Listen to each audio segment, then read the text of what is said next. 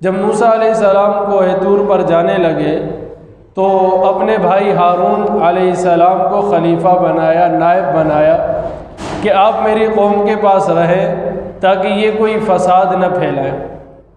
تو جب موسیٰ علیہ السلام کوہ طور پر چلے گئے تو پیچھے قوم نے کیا کیا، اللہ رب العزت نے ان آیات کے اندر اس کا ذکر فرمایا وَاتَّخَذَ قَوْمُ مُوسَىٰ مِن بَعْدِهِ مِنْ حُلِيِّهِمْ عِجْلًا، کہ موسیٰ علیہ السلام کی قوم نے موسیٰ علیہ السلام کے جانے کے بعد اپنے لیے اپنے زیورات سے ایک بچڑا بنایا، جَسَدًا لَهُ خوار، کہ اس کا بدن تھا اور اس کی آواز تھی۔ خوار کہتے ہیں گائے کی آواز کو، اس بچڑے کے اندر سے گائے کی آواز نکلتی۔ جب بنی اسرائیل اپنے گھروں سے نکلے موسیٰ علیہ السلام کے ساتھ اللہ کے حکم سے، تو نکلتے وقت ان کے پاس قبطیوں کے زیورات تھے۔ یہ زیورات ان کے پاس کیسے آئے؟ بعض مفسرین کہتے ہیں کہ قبطی لوگ امیر تھے، فرعون کی قوم امیر گھرانوں میں سے تھے، ان کے پاس زیورات کے انبار تھے۔ انہیں ہمیشہ ڈر لگا رہتا کہ کوئی چور، کوئی ڈاکو ہمارے گھر پہ آ کے ہمیں قتل نہ کر دے، کیونکہ جس کے پاس مال ہوتا ہے اسی کے پاس چور ڈاکو آتے ہیں۔ تو وہ کیا کرتے، اپنے زیورات کو بنی اسرائیلیوں کے پاس رکھتے، کیونکہ وہ غریب تھے اور چور وہاں نہیں جائے گا، تو ان کے پاس امانتاً رکھواتے۔ اور بعض مفسرین کہتے ہیں کہ بنی اسرائیل قبطیوں کے پاس گئے اور کہا کہ ہمیں زیورات عاریتاً دے دیں، استعارہ، ہم کسی مذہبی میلے پر جا رہے ہیں لہٰذا تھوڑی دیر کے لیے اپنے زیورات دے دیں، ہم وہ پہن کے جائیں گے۔ تو وہ زیورات ان کے پاس تھے۔ اب جب وہاں سے نکلے تو زیورات بھی ان کے پاس رہے، اور یہ جب بحر قلزم انہوں نے پار کیا اور مقام طی پر آئے تو وہاں ایک شخص تھا موسیٰ بن ظفر، یہ قبیلہ سامرہ کا آدمی تھا، یہ اس قوم کا ابو جہل تھا، منافق اعظم، زبان سے اقرار کرتا تھا، موسیٰ علیہ السلام کا کلمہ پڑھتا تھا، لیکن دل میں نفاق تھا، کفر تھا، تو اس کا نام بھی موسیٰ بن ظفر تھا۔ روایات کے اندر آتا ہے کہ اس نے بنی اسرائیلیوں کو کہا کہ موسیٰ علیہ السلام خدا کو ڈھونڈنے گئے، حالانکہ تمہارا خدا تو یہاں ہے، آؤ میں تمہیں بتاؤں۔ انہوں نے زیورات جمع کیے اور اس زیورات سے سامری جادوگر نے، جس کا ذکر سورہ طٰہٰ کے اندر آتا ہے، اس نے ایک بچڑا بنایا، اور جب فرعون غرق ہونے لگا تھا تو جبرائیل امین آئے تھے اپنے گھوڑے پر، بعض کہتے گھوڑی تھی، بعض کہتے گھوڑا تھا، تو اس گھوڑوں کے ٹانگوں کے نیچے جو مٹی تھی اس مٹی میں سے کچھ سامری نے اٹھا لیا، کیونکہ یہ فرشتے کے گھوڑے کی مٹی تھی تو اس کے اندر بعض تاثیر رہ گئی تھی، تو وہ مٹی جب اس بچڑے کے اندر ڈالی تو اس میں سے بعض آوازیں نکلنے لگی، جسے قرآن کے اندر اللہ نے خوار کا نام دیا، کہ گائے کی آواز کی طرح بچڑے کے اندر سے آواز نکلنے لگی۔ تو سامری کہنے لگے تمہارا خدا تو یہ ہے، موسیٰ علیہ السلام کو بھول ہو گئی ہے لہٰذا وہ واپس نہیں آئیں گے، تمہارا خدا یہی ہے، موسیٰ کا بھی یہی ہے، الہکم و الہ موسیٰ، یہ تمہارا بھی الہ ہے، موسیٰ کا بھی الہ ہے۔ تو اللہ فرماتے ہیں الم یروا انہ لا یکلمہم، قوم ساری کی ساری بچڑے کی پوجا کرنے لگی۔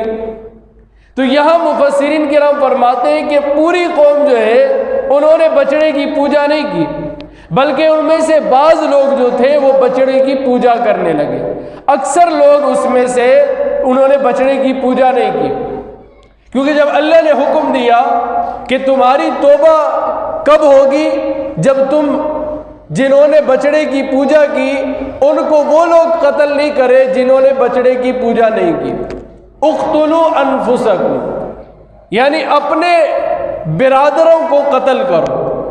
تو باپ نے بیٹے کو قتل کیا، بیٹے نے بیٹے بھائی کو قتل کیا، اس طرح ان کی توبہ قبول ہے۔ تو جو لوگ بچڑے کی پوجا کرنے میں شامل نہیں تھی، انہیں حکم ہوا کہ ان گناہگاروں کو قتل کرو، اور پھر ان کی توبہ قبول ہے۔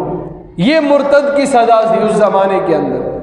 ہمارے شریعت کے اندر یہ ہے کہ مرتد کو 3 دن تک مہلت دی جائے گی، 3 دن تک اس کے اعتراضات سنے جائیں گے، اس کا حل نکالا جائے گا، اسے مطمئن کیا جائے گا۔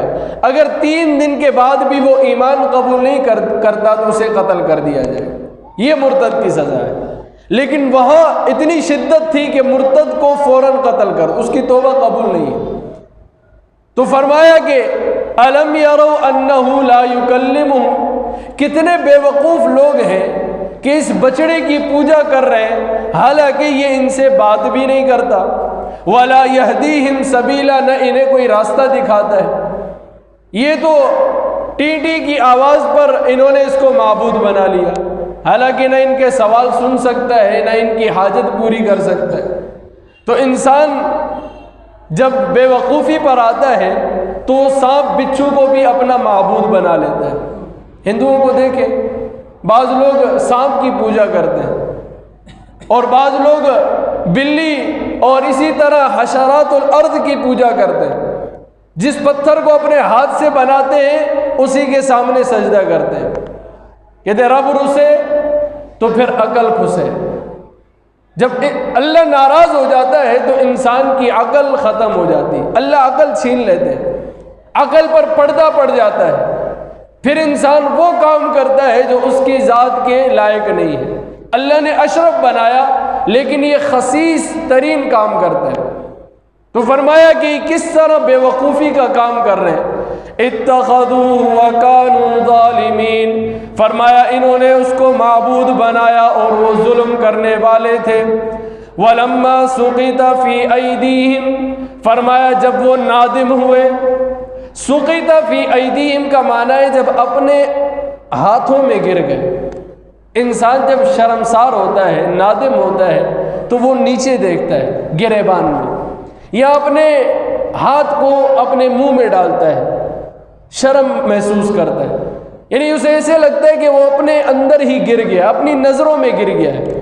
تو فرمایا وَلَمَّا سُقِطَ فِي أَيْدِيهِمْ، جب ان کو ندامت ہوئی، وَرَأَوْا أَنَّهُمْ قَدْ ضَلُّوا، اور جب انہوں نے یہ محسوس کیا کہ وہ گمراہی کے اندر ہیں، قَالُوا لَئِن لَّمْ يَرْحَمْنَا رَبُّنَا، کہنے لگے اگر ہمارا رب ہم پر رحم نہ کرے، وَيَغْفِرْ لَنَا، اور ہمیں بخشے نہیں، لَنَكُونَنَّ مِنَ الْخَاسِرِينَ، تو البتہ ہم خسارے والوں میں ہوں گے، نقصان اٹھانے والوں میں ہوں گے۔ وَلَمَّا رَجَعَ، اب اللہ نے موسیٰ علیہ السلام کے لوٹنے کا واقعہ بیان کیا۔ موسیٰ علیہ السلام کوہ طور پر اللہ کا حکم پورا کر کے تورات لے کے واپس آئے، اِلیٰ قَوْمِهِ، اپنی قوم کے پاس، غضبان اسیفا، کہ شدت کا غصہ تھا، افسوس کرتے ہوئے واپس لوٹے۔ موسیٰ علیہ السلام کو اللہ نے وہاں بتا دیا کہ تیری قوم کو سامری نے گمراہ کر دیا ہے اور وہ بچڑے کی پوجا کرنے لگے۔ تو موسیٰ علیہ السلام کو وہاں غصہ تو آیا لیکن اتنی شدت کا غصہ نہیں تھا۔ کیوں؟ وہاں اپنے سامنے دیکھا نہیں تھا قوم کو، بلکہ سنا تھا۔ حدیث میں آتا ہے لیس الخبر کالمعاینہ، سنی ہوئی بات اور دیکھی ہوئی بات ایک جیسی نہیں ہو سکتی۔ ایک بات آپ نے سنی اور ایک آپ نے مشاہدہ کیا تو مشاہدے کا اثر زیادہ ہوتا ہے۔ تو موسیٰ علیہ السلام جب قوم کو جب خود اپنی آنکھوں سے دیکھا تو غصہ اور زیادہ بڑھ گیا۔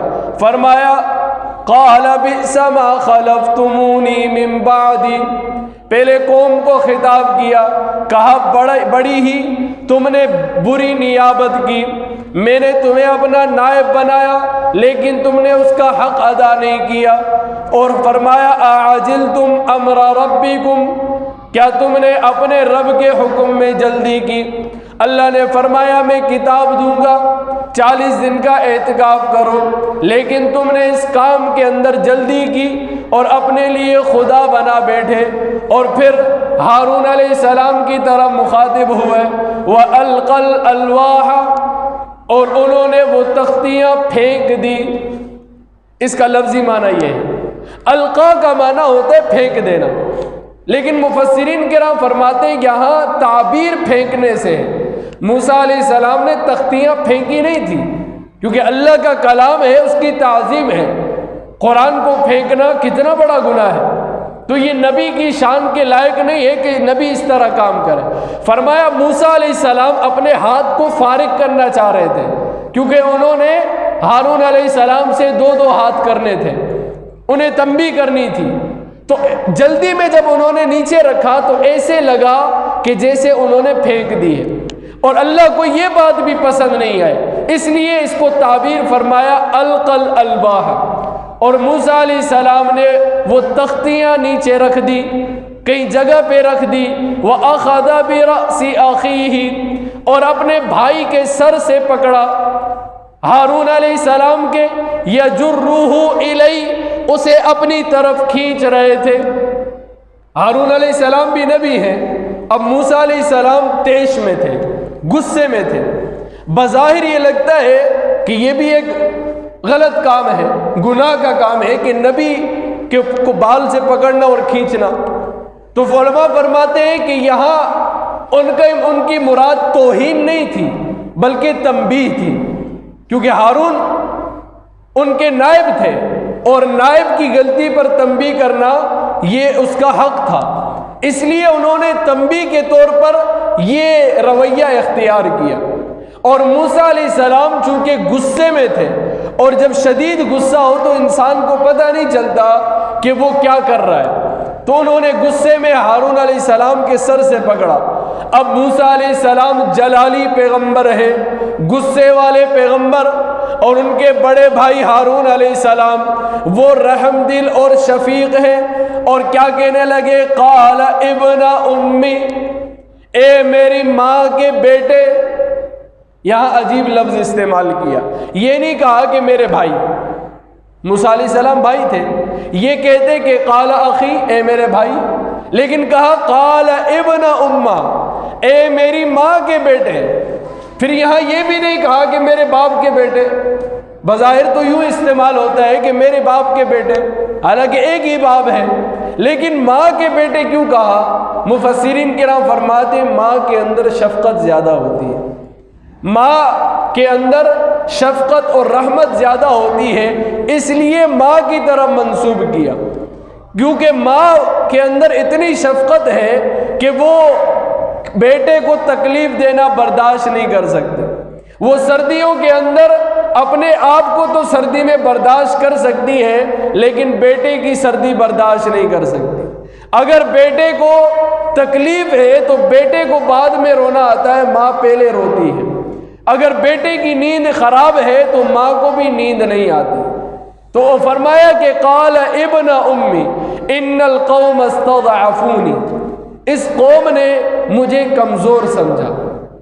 جب انسان نرم ہو تو لوگ اس پر چڑھ دوڑتے ہیں، اسے مارنے کو تل جاتے ہیں، لیکن اگر انسان سخت ہو تو اسے سب پھر بھاگتے ہیں۔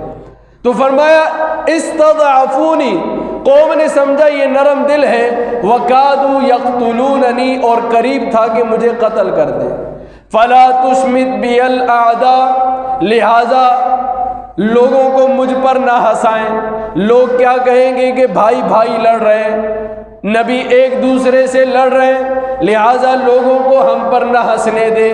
وَلَا تَجْعَلْنِي مَعَ الْقَوْمِ الظَّالِمِينَ، اور مجھے نہ ملائیں ان گناہ گاروں کے ساتھ، کیونکہ میں نے تو اپنا حق پورا کیا، میں نے تو انہیں سمجھایا، انہیں بتایا کہ یہ گندی چیز ہے، اس کے اندر نہ لگو۔ تمہاری عقل کو کیا ہو گیا ہے کہ تم اس بچڑے کی پوجا کر رہے ہو، اس سامری کے پیچھے جا رہے ہو؟ میں نے انہیں سمجھایا، میں نے اپنی تبلیغ کا فریضہ پورا ادا کیا۔ اب اگر یہ لوگ نہیں سمجھتے تو اس میں میری کیا غلطی ہے؟ تو فرمایا کہ مجھے ان گناہ گاروں میں شامل نہ کریں، میرا اس میں کوئی گناہ نہیں۔ آگے موسیٰ علیہ السلام کی دعا ہے، اس کے بعد اللہ سے دعا کی اور قوم کا مزید اللہ رب العزت نے بیان کیا۔ اللہ تعالیٰ عمل کرنے کی توفیق نصیب فرمائے۔ الحمدللہ رب العالمین والعاقبۃ للمتقین، الصلاۃ والسلام علی سید الانبیاء والمرسلین، اللہم اجعل حبک احب الینا من اموالنا وانفسنا ومن الماء البارد، سبحان ربک رب العزت عما یصفون وسلام علی المرسلین والحمد للہ رب العالمین، آمین برحمتک، جزاک اللہ۔